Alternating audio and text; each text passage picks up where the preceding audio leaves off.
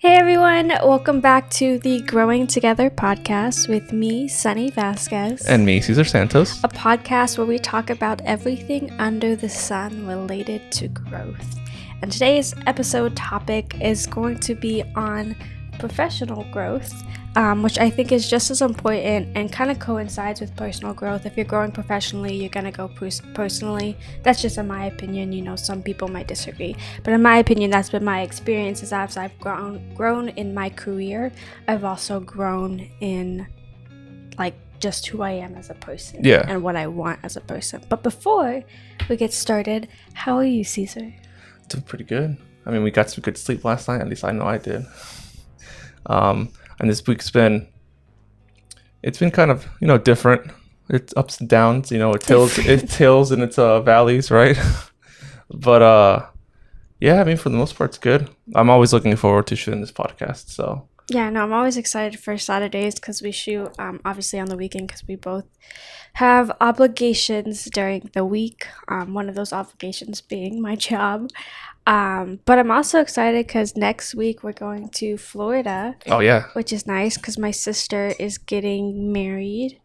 And so we're going to be there towards the latter half of next week, which, yeah, I'm very excited. I haven't had vacation in a minute. And by the time they see this, we'll probably be back, actually, I think. I don't know. Yeah, I don't know when we're posting this. Yeah. Our posting schedule, obviously we post every Monday, but the episodes that we post vary depending on our recording schedule. Yeah. But yeah, it's gonna be exciting. It's weird because we're twins, and I thought we would be the first to get married, but it's just weddings are so hard to plan. We're gonna get married eventually. Obviously, we just gotta figure our lives out first. Mm-hmm. Where we're gonna live, what we want to do. That kind of thing. But yeah, I'm very excited to see my sister get married. I'm the maid of honor, which is exciting. Can you tell us how you found out you were maid of honor? I don't know. I think Leanna might get mad if I say it, so I won't. All right. I just thought it was really funny because I didn't know I was the maid of honor for a minute. I'm just gonna tell you that. I was like, oh, I knew it was a part of the wedding. I didn't know that that's what my role was.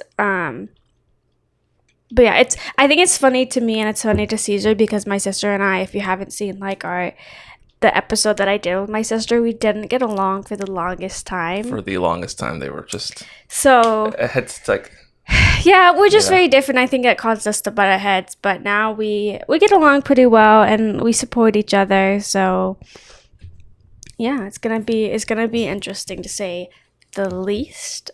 But yeah, let's dive into today's episode. So I thought of this topic because I think professional growth for some, I know it's at the top of my mind as a young 24-year-old. I'm always looking to move forward in my career, and I feel like it can feel so difficult at times to gain traction in an industry or a field and to be successful in that, or to feel like you're making moves. What's your experience with that, would you say?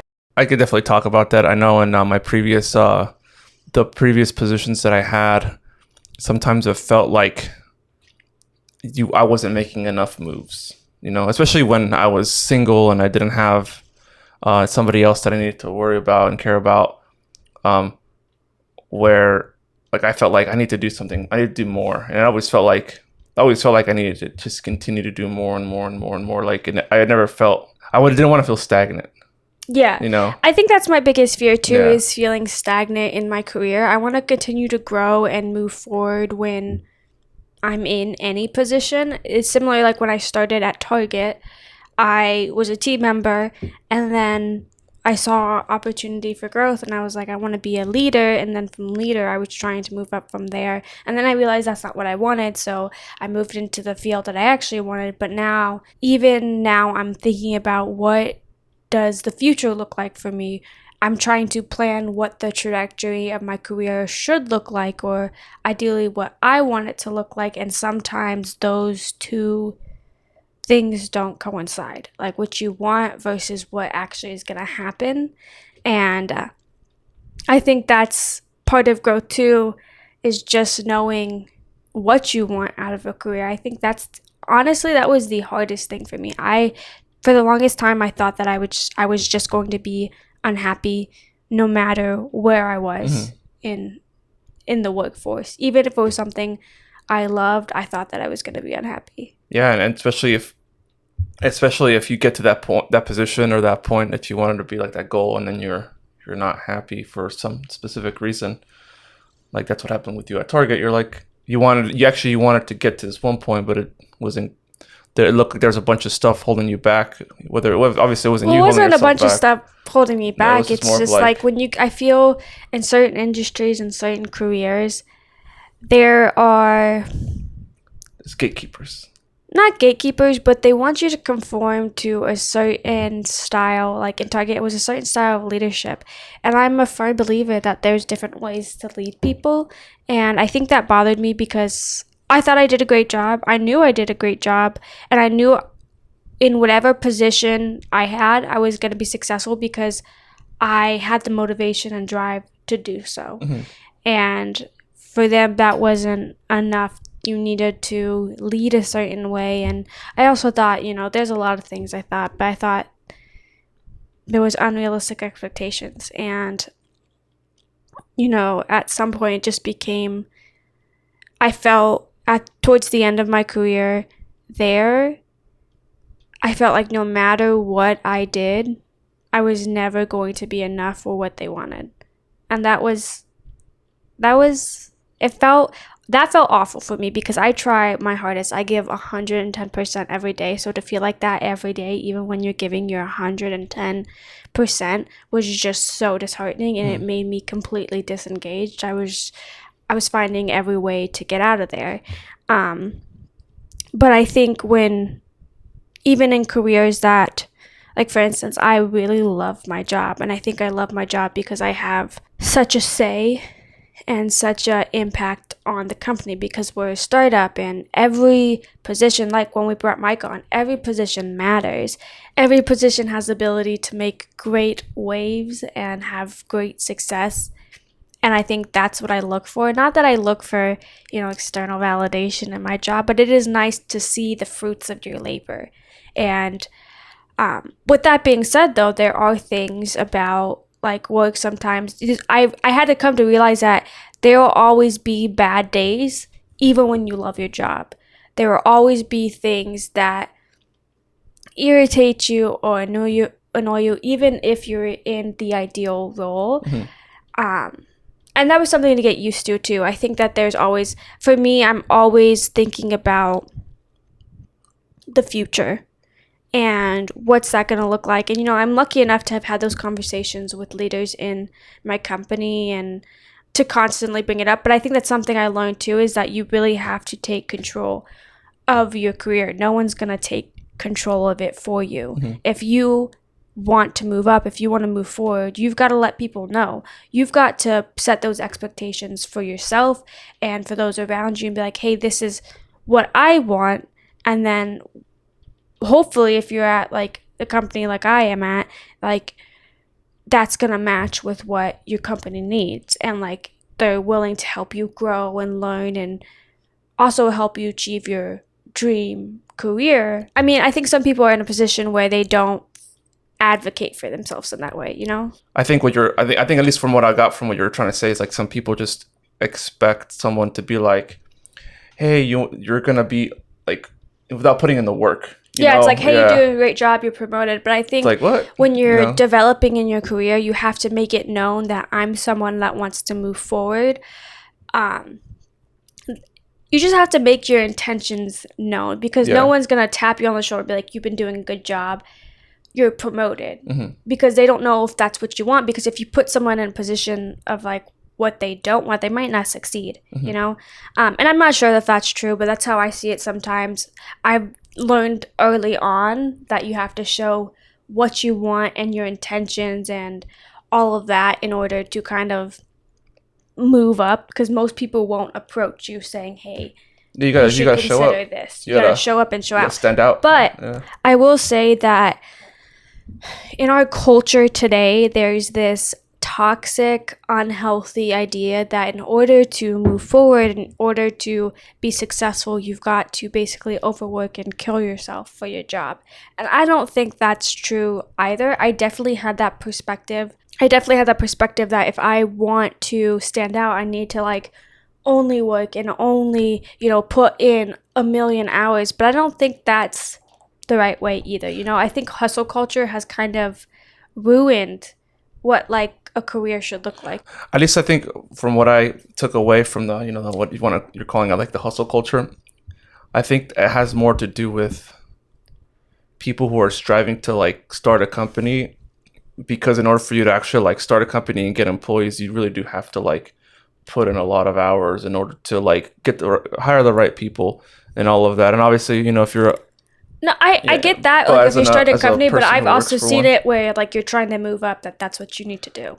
Oh no, yeah, I've heard that too as well. Yeah, no, I've heard. I don't think it should be like that. I think we need to talk more about how there needs to be boundaries and there needs to be work-life balance, because if you're, for instance, we had this issue where you were basically killing yourself for a job, like putting in 1,000 hours, and it took away from like not just our relationship, but like just any time you could have to yourself to pursue any other passions. Mm-hmm. The thing is, like, I feel like as humans, we need other things that bring us joy. It can't just be the one thing, because what happens if something happens to that one thing? Like if that one thing is your job and it goes away, what are you gonna do? Yeah, what do you gotta fall back on? Yeah, there's a balance, and I actually just had a conversation with my manager about this because I'm still very much in the mindset. My dad taught me, like, nothing's gonna be handed to you. You gotta work for what you have, and you gotta work way harder than anybody else. So going into the workforce, that's what I did, and I feel like I continue to do that, and I don't think that's wrong. I think it's a good mindset to have, is to always give your all. But sometimes I've done it to the point where I am like burning myself out. I am exhausting myself. I'm not feeling great. It affects your physical health too. And I talked to my manager because I was telling him, I was like, oh, I'm going on vacation next week. But if you need me, we have we have a couple potential big things going on. I was like, if you need me, I can hop on a call because I'm just going to be in Florida. The wedding's on the weekend. So, but if you need me Thursday, Friday, or Monday, Tuesday when I'm out, like, I can make it work. And he was like, no, Sonny, just take your vacation. Like, which is so relieving to hear from management, because management, like, I feel like management at other companies, you see them like contact you on your days off or like outside of work hours. And I think more and more people are advocating for like having that like hard stop of like, if it's after 6 p.m., please don't contact me. I need time to unwind and get ready. And, mm-hmm. So that felt good, like knowing my manager cared that, I want you to make sure you take care of yourself. Don't feel obligated to be available. Like, take your vacation, disconnect. And that made me feel really good. I was like, because there is, in my mind, I do want to, like, I love the company I work for, so I do want to work hard every day and put in a lot of hours, but at the same time I'm starting to understand that I do need to take care of myself too. I need to do things that protect my physical health, my mental health, all of that. Your well-being. I mean, that's probably one of the most important things that I know that I've actually also as well learned is like, you need to give time for you to do those things, whether it's work out, read a book, kind of, because if you're constantly consumed with your work, you're gonna again be overworked, be burnt out, and I know that feeling for sure. And you need the time too as well. But I think it also goes both ways. At least that a part of it is also like acknowledging that everyone has a certain amount of like brain share that you can give to like a day. So which is why I understand. There's like, a certain level of productivity, Yeah. and like after a Yeah. certain amount of hours, you're just not being productive. not- It's just you're not you're wasting- efficient work anyway. You're just you're probably for all you know, you're writing a sentence down. You're just producing like it's garbage, and then the next day you're like, oh, let me go back into this, And then then you're like, what was in the this? world is this? Like, what did I say? And it's like, yeah, that's why you gotta. I remember reading something about this, like putting there's certain amount of hours in the day where you like put the best work, and the rest is gonna be kind of like not bad work, but because you're just gonna end up being tired and like. It's just like your energy isn't all there, like your actual physical energy. Yeah, like, I want to read up on give. that because I'm wondering if there's ways that people train their minds to be more productive. I think that was the most difficult thing, going from a very physically demanding job. When I worked at Target, it was physically demanding. I was on my feet every day. I was clocking in like 20 miles on my watch. Oh yeah, like, I remember that. And I was fit because, man, that was a workout. But when I started working from home and, doing the job that I have now, the mental capacity that I had after a day's work, I felt like my brain was just goop. It was like fried. It's like, oh my gosh, I can't even think about anything. So I'm wondering if there's a way to train your brain to like last longer during the day. I don't know if that's the right word. I remember seeing some books about that, like, brain hacks, like things you can eat, or like train your brain. Like there's like mental activities, like I supposedly like puzzles and chess. Like those are brain exercises to help you develop like better critical thinking skills. So like you don't have to. But does it like it helps you develop skills, but does it make your brain like you're exercising it kind of, Yeah, but does it make it last longer though? I mean, like, what do you mean last longer? You mean like you don't get Alzheimer's or something? No. Like during the day. So say like if during the day right now you can be productive with your brain share for like I see what you're 8 hours. About. Yeah. Could you make that last longer, go from 8 to 10 hours of actual productivity where it's actual like putting in like all the capacity it has, like, I see what you're talking about. There probably is. I mean, I think a lot. Look it up. I think I need some hacks, man. I think a lot of like what I mean. Again, don't take my word for it. Again, we're not doctors. Again, do I have to stress every single episode? We're just like kind of what we've kind of read or come about.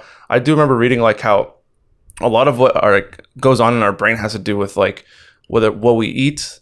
You know, how we're actually feeling, like our environment too. Like, so like if you're in a very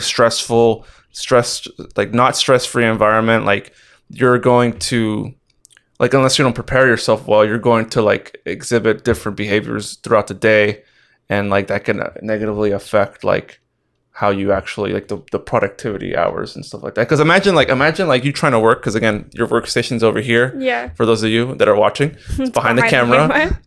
Imagine if like I had music on blast all day, like just like how would like, and it was music that you just despised. Like how would that make you, like you wouldn't be able to work as efficiently? Even if you put those like really nice noise canceling headphones on, you wouldn't be able to work as efficiently. So like that's like the environment. So like if you're in a loud, noisy, stressful environment, you're going to be like constantly thinking about that thing and be like, oh, like I can't work right, or I can't concentrate. Can't concentrate. So yeah, like, and that's kind of like how I think, at least from what I remember reading, like how our mind works is if we don't create a good environment around us, it's going to affect like everything that we do. So like that's why they say you should run, you should exercise, eat well, eat healthy, like take the time to like just don't think about don't think about anything, but just to not work and just like relax, R&R.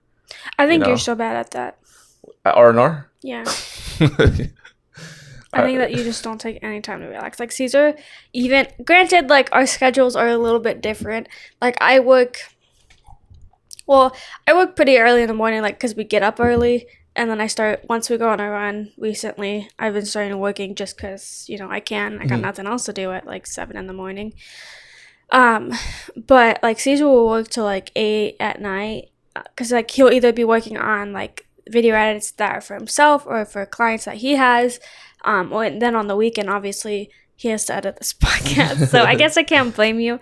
But I feel like that's just in your nature, too, is to constantly be, like, working on something. Even if it's not, I guess I say work, because even, like, if it's not, like, work, like video editing, like, you want to be doing something. Yeah. Like, I think I get that from my dad, because my dad's that same way. He can't sit down and relax. Yeah, he he doesn't like sitting down. You know, my dad's the same way though too. I remember my dad telling me a couple years back, he had wanted to get a part-time job along with my dad's full-time job where he like, you know, he's obviously he makes good money, but he was like, I'm just bored with the time I have off. Like I want part-time. He interviewed at Target, and I remember didn't they say he was overqualified? I think he was, because they wouldn't hire him. He's like, he had an interview and he was like, oh, they asked such stupid questions. I was like, oh, what question? At this time I was working at Target. I was like, well, what questions did they ask you? He goes like, oh, like where I see myself in 5 years. He goes like, well, if I'm not dead, like.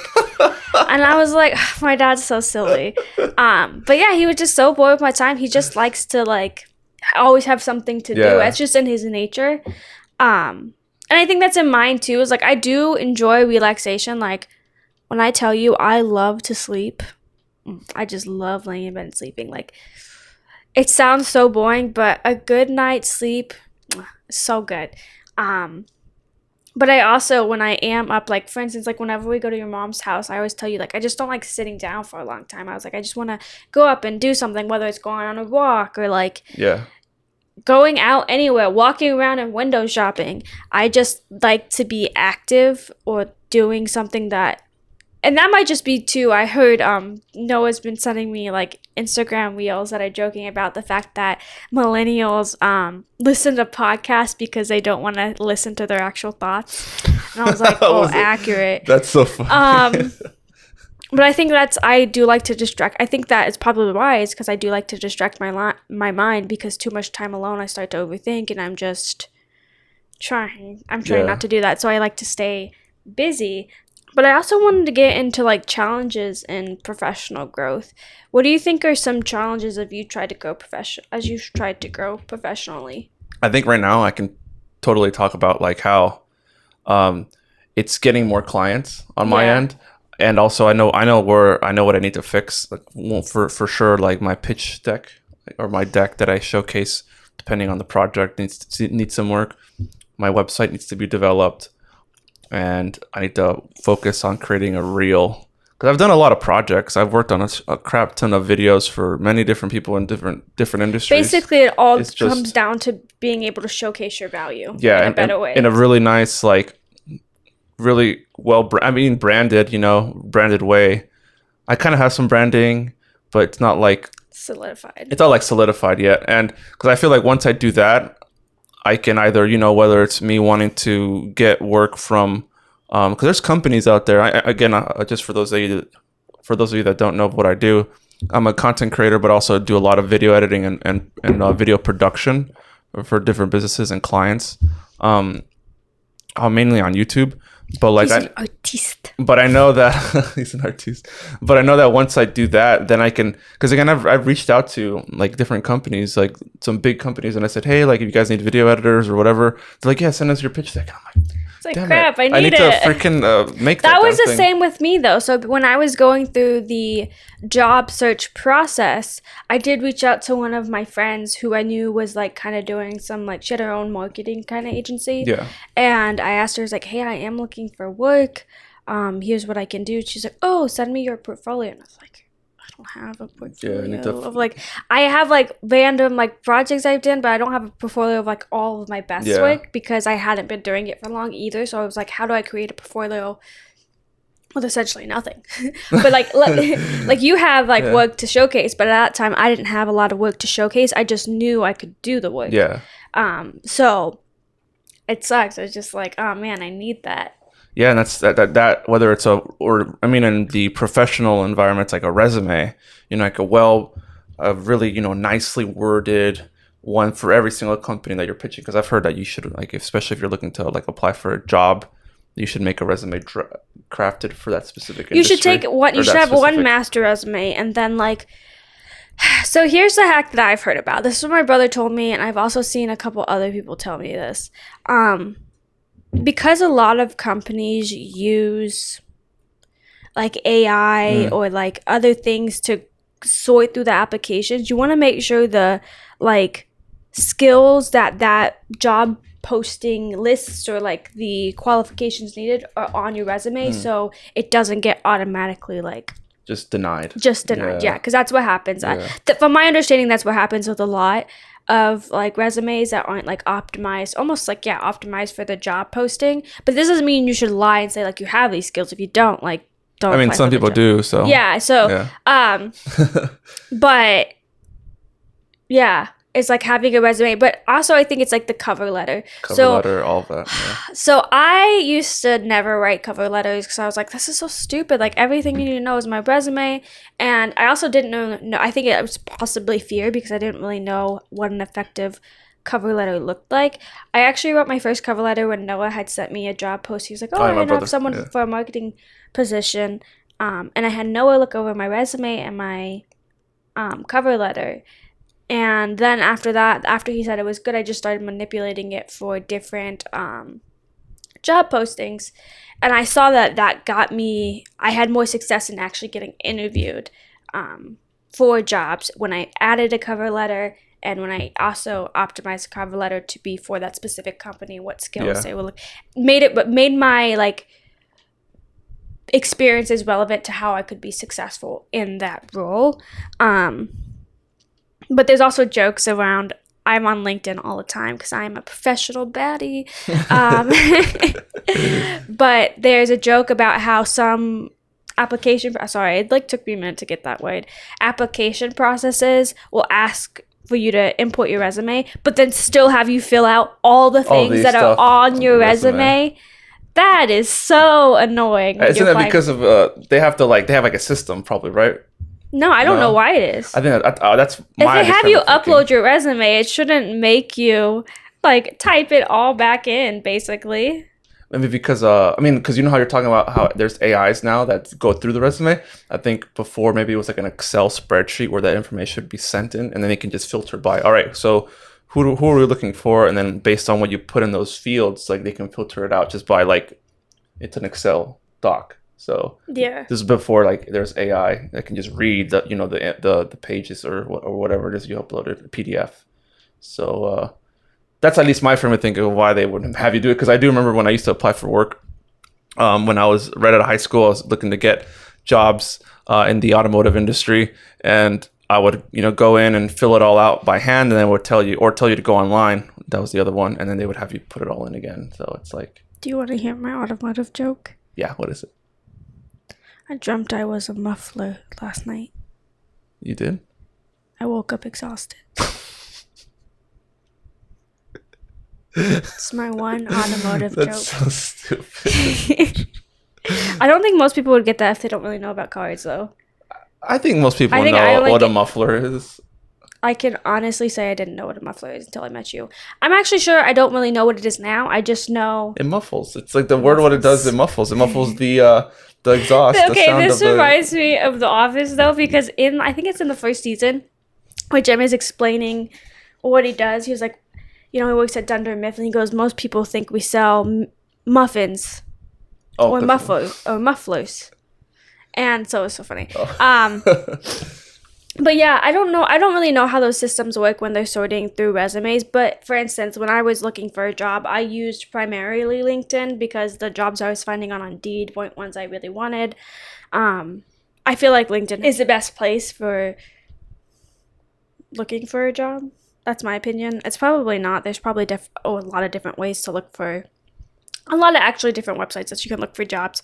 But LinkedIn will show you how many people have applied for the job. And I was thinking, with these larger companies that a lot of people want to work for, whether it's Google, Facebook, TikTok now, there's hundreds of thousands of applicants. And I think that can deter people from applying from a job too, is knowing that, like, do I even stand a chance? How am I going to stand out in 500 resumes? What if it's all 500 candidates that are qualified? And then the other thing is, do you apply for jobs that you aren't necessarily qualified for? I've always wondered that. Like, I feel like I applied to jobs that I knew I was qualified for and could do. But I also feel at some point you should be ambitious and be like, I know I can learn this. No, you should. I think that's the thing. I remember you talking about something specific to what you just said about, and if you look at just some numbers out there, yeah, it's true that like when it comes to job applicants, there are people that you oversell yourself, and you're like, you see the position, and you're like, I can do that, I can learn how to do that, and it's mostly men that do this. Oh yeah. No, men are typically will oversell themselves and not actually be qualified to do the job, where women are more likely to apply and get jobs that they're actually qualified for. But I think if you're seeing what other people are doing to get the position, I don't think there's anything wrong with you like learning that all right, I'm gonna go in and apply for this job. I can do 70% of what's listed in the thing and not the resume, sorry, but the job description. But why not just like, I can figure that out. That's one of the main. It's a competition. I actually applied for a job, and I got an interview for this company. It was a pretty big company, I'd say, and it was for digital marketing manager, and I was excited because going into it, I was very ambitious. I was like, oh, that's like a dream role for me starting out, and I had some of the qualifications, but not all of them, but I knew, I was like, if someone could teach me, I can easily do it. I was like, if someone can take some time to just train me, I can do it. Like 100%, I'm confident in myself. And I got an interview, and granted, this person had seen my resume, had agreed to interview me, and then was like, well, you just don't have some of the qualifications we're looking for. I was like, you saw my resume. Why would you take the time to interview me knowing that I don't have the qualifications? But the thing is that at least you tried. Yeah, no, I tried. That's the thing, is that if you don't, let's say you put 100 different you look at 100 different jobs and you do that same exact thing, sooner or later one of them's gonna end up being like, you know what, we like your ambition. Even though you don't fill all the qualifications, we're gonna hire you. You can learn the rest. There's a whole thing back in the day. I remember learning on the job. Obviously, there's different positions. I think the issue now is some companies don't want to take the time to train. And training is the most important thing when it comes to a job. Training and onboarding, that sets the tone for your entire career at that company. That's true. No, you're right. Especially if it's a smaller company too. Yeah. If it's a bigger company, I think it's one of your friend Spencer. He works as big I forget exactly what they do specifically, but they have so many people that just work there. Spencer's explained his job to me a million times, and I still don't know what he does. He's like a delivery platform analyst, actually. That's what it is. Yeah, so they have so many people that are just coming in and out. I don't know what their turnover is, but they were just like, we're gonna train you because we need people. When you need bodies, that was a term back then. We need bodies, we need people. That they would just hire anyone and just train them up, and then if they enjoy it or if they don't enjoy it and they need the money or they need to work, they're obviously going to stay there. But the thing is, if the training process isn't good, I think that's what leads to a lot of turnover too. Training is just so important, and I think when you don't have that training or people willing to teach you the ins and outs, it makes being at a company a little bit more difficult. You want to take time to ease someone into a role, and that so they feel comfortable and they feel confident. And if you don't do that, if you're just hiring them and then throwing them into the fire, and then not showing this is what you need to do. It's just I mean, some people actually that works. I feel like I learned best by being thrown into the fire, because you really gotta, let's say thrown into the ocean, because you really gotta sink or swim, and I'm not sinking, I'm gonna swim. So I think it's also a test of how driven you are too sometimes. I think for me, I've always been in situations where I feel like I was thrown into it, but I also thrive in those situations because it helps me develop as a person. Helps me really get motivated to learn something that I don't know. I mean, when I started at my current job, I knew about SEO and I had some background. I had taken a course and I was actively learning more, and they could give me the training I needed, so it wasn't essential that I had all the knowledge to be successful. But I definitely learned along the way because we started to get more clients, and I learned out of not just my interest, but out of necessity too. This is what they needed. I need to be the best at this, and I'm glad I did, because it's taught me so much. And I feel so lucky to have joined my company. Not my company. I always say my company, but to have joined the company I work for at the time that I did, because I don't think it just helped them. I think it helped me. You know, a lot of people don't like the startup environment because it is a lot more demanding than a company who has thousands of employees and, you know, is kind of more mature. Mm-hmm.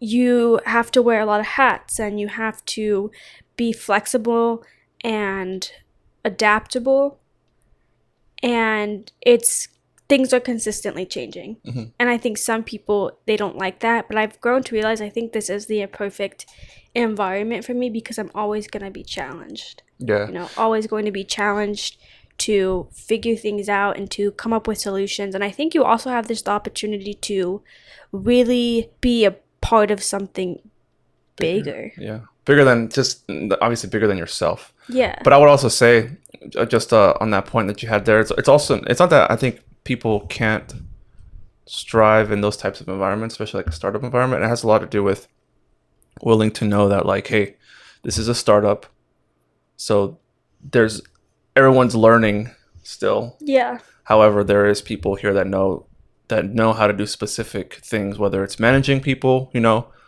so like hiring the right people, the right person to like know how to manage, like whether it's like, for example, like in your specific role, like the SEO project managers, like what does that role look like?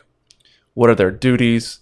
And if that isn't listed somewhere, then you're not going to know what you're supposed to be doing, and then you're going to be pulled in all kinds of different directions because next thing you know, you're saying having clear expectations for each role. Yeah. Because clearly defined roles and expectations. I will say that's probably key in any company, whether they're a startup or a mature business, is having clearly defined roles and expectations. Not to say that can't change, but understanding what your purpose is here. Yeah, because if you don't have those, because again, I've learned from this. We both learned from this. If you don't have those clear expectations, then like, how can you say like this person isn't doing what they're supposed to be doing? Yeah, if you don't have clearly defined roles and expectations, you can't determine progress or like measure success almost, because if you don't know what that person even is supposed to be doing, how do you monitor performance? Exactly. So it makes it that much harder to monitor performance, and I do think that's essential, because if you don't have that, it's not just bad for like the individual, it's bad for the company, because then they don't know whether you're doing well in your role or not, because you don't even know what the role is. Exactly. But also your role can change and adapt and change. I feel like my role has changed a little bit. Has changed, not a lot, but it has changed as I've spent more time. Like I've almost been at Composely. In November, it'll be a year. Mm-hmm. And my roles evolved. We also have a lot more clients than we did when I started.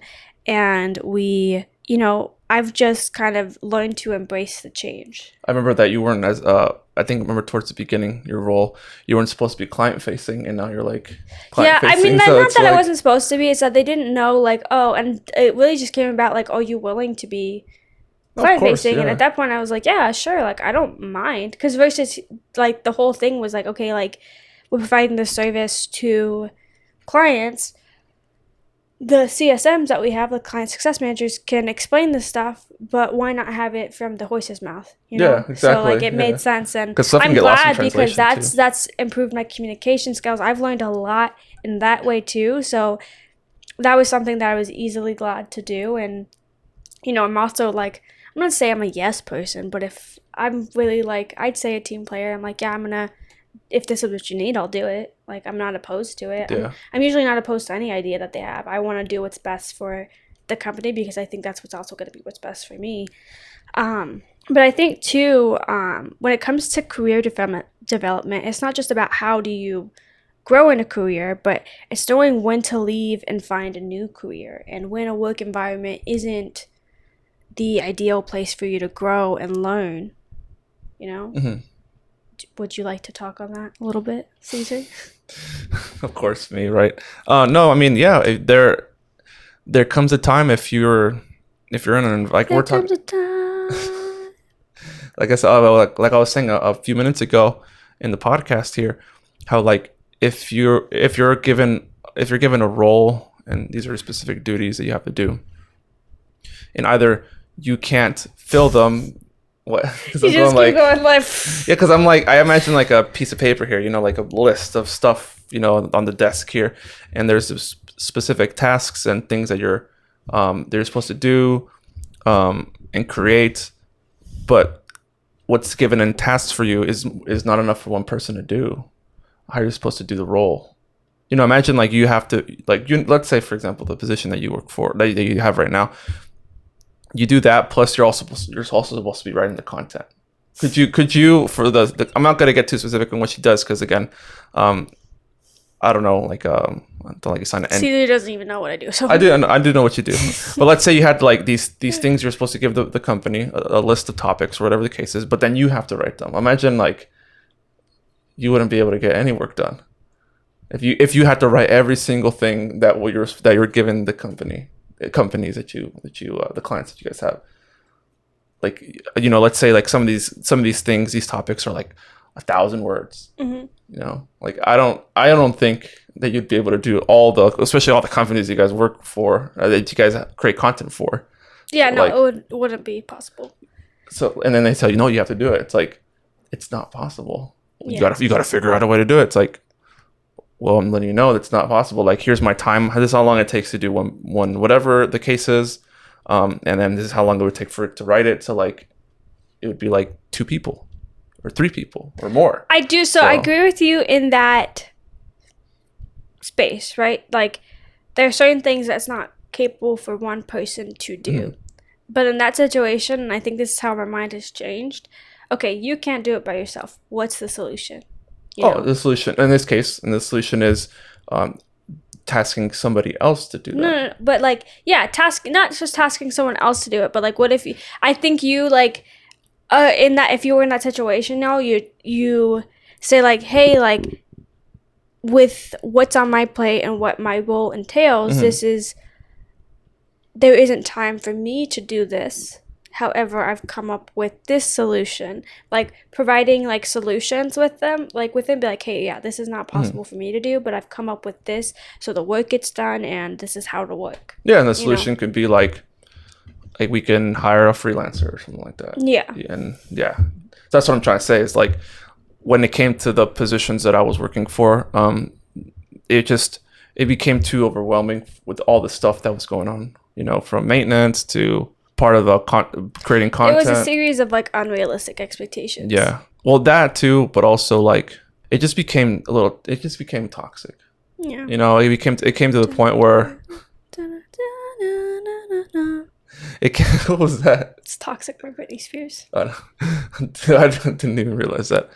Yeah, it just came to the point where like, yeah, I could find a way to delegate like a lot of the stuff out to other people, but if people weren't willing to actually listen, then it just didn't make any sense to be there anymore. And like the goals and the vision that I had when I was there, like it just didn't make any sense anymore. I think it's important to be aligned with what your company seeks to achieve and what the company you work for seeks to achieve and their core values. And, I think there needs to be a certain alignment between employee and company and like an alignment on what the vision is and the mission is and like what is acceptable and what's not acceptable. And when that line starts to get blurred, I think it's difficult to stay, like, because there is such thing as toxic work environments. And if certain people don't see the toxicity, it's not going to change. And you have no choice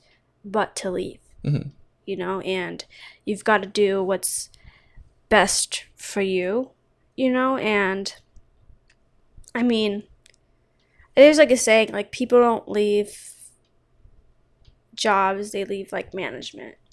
Like, because it's a lot of times it's in the hands of the management to create a culture of like a good, comfortable culture for employees. Culture is so important, but it's also the hardest. I feel like it's hard to maintain and develop. And especially if you're trying to change it from a toxic one as well. Like, for instance, in your experience, obviously, you parted ways with your previous job and now you're doing content creation, you're doing editing, kind of running your own little business, and you're trying to grow it. Kind of like it's not a new career for you, but it's different from what you were doing in the sense that you are trying to do this yourself. How did you know like what the future would look like in your career wise? I quickly realized what I knew, what I was good at, and again, I'm like Sonny's just said before in previous podcasts, like I dabble in a lot of things, mainly, but I kind of realized like mainly what I work within, like the scope of the niche, I guess, is like technology, video production, technology related to video production. So like what it takes to, whether it's like to set up a studio like this, you can call this a little studio, right? It's a little room. But like if someone did need a setup, like a podcast setup, I could do that. I know exactly what you need, or depending on your budget. But if your budget's too low, it doesn't make sense. I've quickly learned that there's limitations to building things out like this. And there's, clients that actually make sense to work with. Yeah, like I quickly realized that there's skills that I have, and I know what I'm really good at, and I want to get like I think I'm a I kind of, I don't know if I undersell myself, but I think I'm a okay editor. I think this is my me trying to be humble. Don't say this is your problem with your pitch. I'm an okay editor. Well, the thing is, look, I know a lot of the Premiere Pro. I know from like the back of my hand. I think there's other skills that I need to learn within the program still, and outside of it, but I think if like a person who was just trying to learn Premiere Pro, obviously I'm like extreme. They would look at me as a pro. You get me? You're like advanced. Yeah. You have like, insane video knowledge. You've been working on it for like 4 years. I know, but there's still more. There's always more to learn. But like that's not to say you should be like, oh, I'm okay. It's like, oh no, I'm pretty good. But I'm always looking to learn more. Yeah, I think you're way better than okay. But that's what I'm saying. If on paper, like if you put all the skills, like if there was like a segments of beginner, intermediate, and advanced, right? I would be in the advanced. Yes. I know that, but I still don't think advanced is good enough for me. That's what I'm trying to say. No, and that's fine. But so it I want to be like okay. It means that you're constantly learning. Yeah. So like for example, like I've gotten. I don't think you'll ever get to a point where you feel like I've known everything about. Oh no, because there's always something new with the program. Yeah. Especially that comes out like an update or whatever. But like whether it's Audition, editing the audio, making it sound really good, and then there's also like the VFX side of things. Learning other programs. That's where I'm at now. Learning like Unreal Engine, doing these like 3D environments, like stuff that you like see like in The Mandalorian, and then obviously like After Effects and all that. So like that's where in After Effects I'm pretty intermediate. I'm trying to get to advanced. And Photoshop too. I want to get really basically what I realize like I just need to harness what I'm really good at and just learn as much and work with clients and learn along the way. Because the more difficult projects you get, the more you're like, I need to learn this in order for me to even get the work that I'm like pitching to people. Like, hey, I can create this. So like, then what do I need to learn? So you're getting paid to learn along the way. Whereas in like the previous work that I did, I kind of felt like I was stagnant. I didn't feel like I was learning anymore. I was just doing. Yeah. Yeah. And I wanted to continue to learn more and like experiment more. And yeah, that's where I realized like, you know what? I need to do this for myself. And then, but if a position comes up within a company that makes sense for us, right? I would like totally take it if it met all of these qualifications like that I'm looking at, like continuing to being in an environment where it's like everyone's looking out for each other and you're looking to grow, and learn more, right? To learn these things. I think too, when it comes to like developing in your career, a great resource is to have connections with people who have jobs that you would eventually see yourself in, mentors, just networking is so important. And for me, that was hard because I want to form genuine connections with people, and I don't want to form a connections like, oh, you have something that I want, It's not just because of I just want to form genuine connections. So the way I go about networking is a little bit different than other people. I do look for people that inspire me, and not because they can give me anything, but just because I want to follow their path too, see what I can learn from it. But I also understand the need of like knowing people in the industry and that can help you move forward. Mm-hmm. That's something I wish I did a little bit more in college. I had the opportunity to network, and I I'm just shy. I mean, they need to make a guide for shy individuals. I'm just introverted and I have a hard time like talking about myself to people. That's why the interview process is so hard for me too. It's like, tell me about yourself. And now there's all these resources online telling you what you shouldn't do and what companies are really looking for in answers when they ask certain questions. It's like almost jailbroken the interview process. You can find what people want to hear, and I think that makes it even difficult to stand out because you know what they're looking to hear. And that's the thing, is that if you can figure that out, then like in a sense you're over selling yourself. And then I hope that these people that are applying for these positions actually can actually do the work. But it's like I was listening to a TikTok the other day that told you when interviewers ask, so tell me about yourself, don't list what's on your resume. Like, don't be like, hi, I'm Sonny Vasquez. I went to FSU. I studied marketing. That's where I got my bachelor's in. I recently worked here, because that's all on your resume. They can see that on your resume. So you should say something like, the answer was really weird though, because it was like,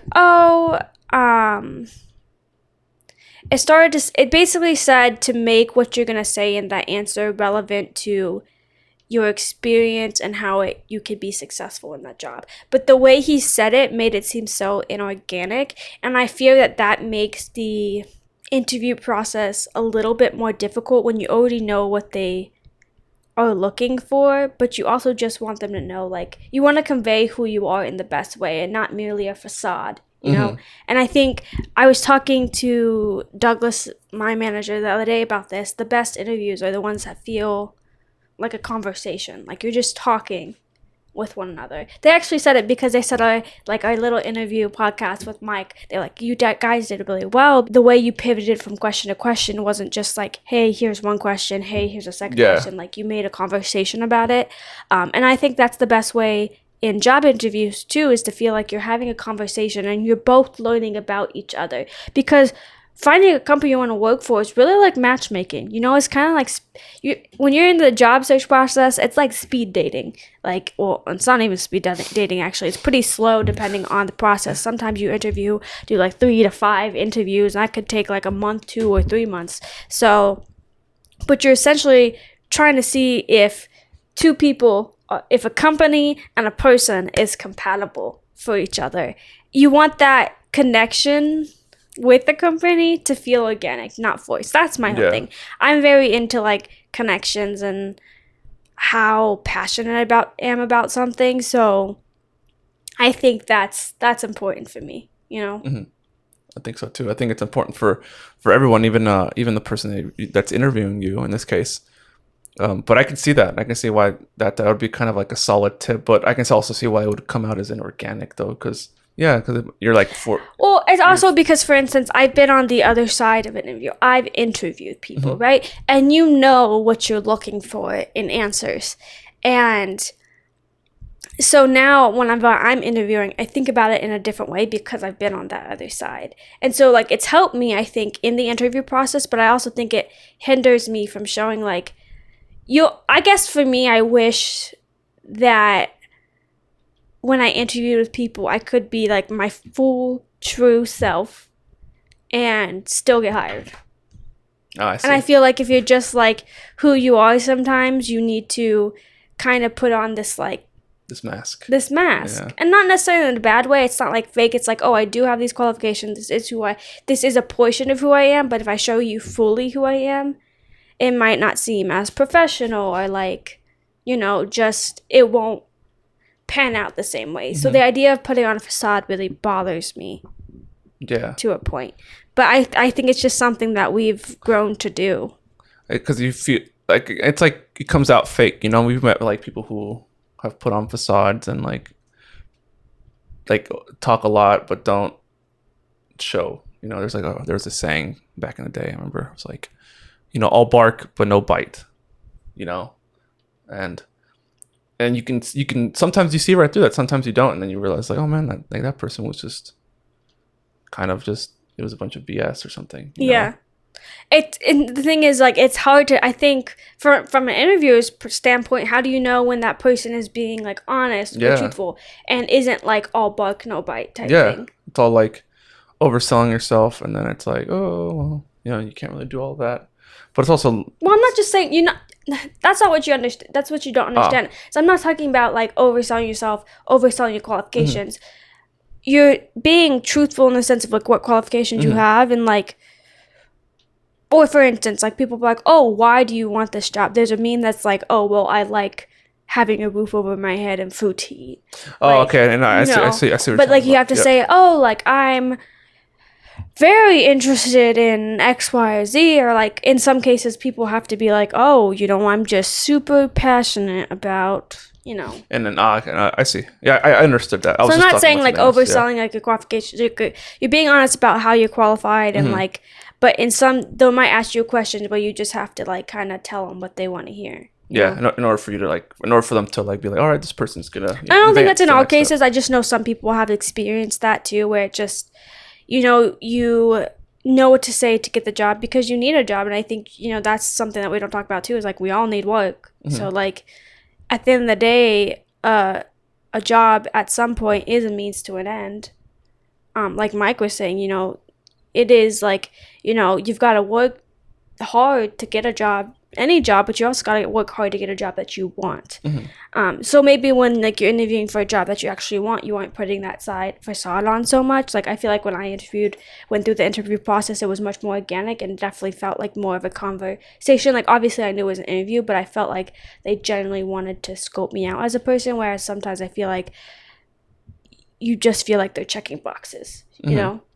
It's like, it's like, oh, they match this, and it's like, oh, like, well, who I am as a person though is also like I'm driven, I'm motivated, I enjoy doing this in my free time. I think that was one of the things I liked about the interview that I had when I interviewed for the company. I interviewed with Mike first actually, and he really was just asking questions about like what I like to do and like what do you do in your free time? What would you do if like you didn't have to work?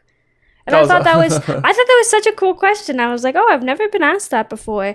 But it was just like scoping me out. I was like, who am I as an individual? And you know what he's doing is because the culture is important. You want to make sure the culture of the company is like a right fit, and that I feel like that's so, again, like we talked about them, it's so important. The people are so important. And like it only takes one to ruin a culture. I feel like this has been a really good conversation about like professional growth and development. I could talk all day on this because I am constantly trying to grow in my career. I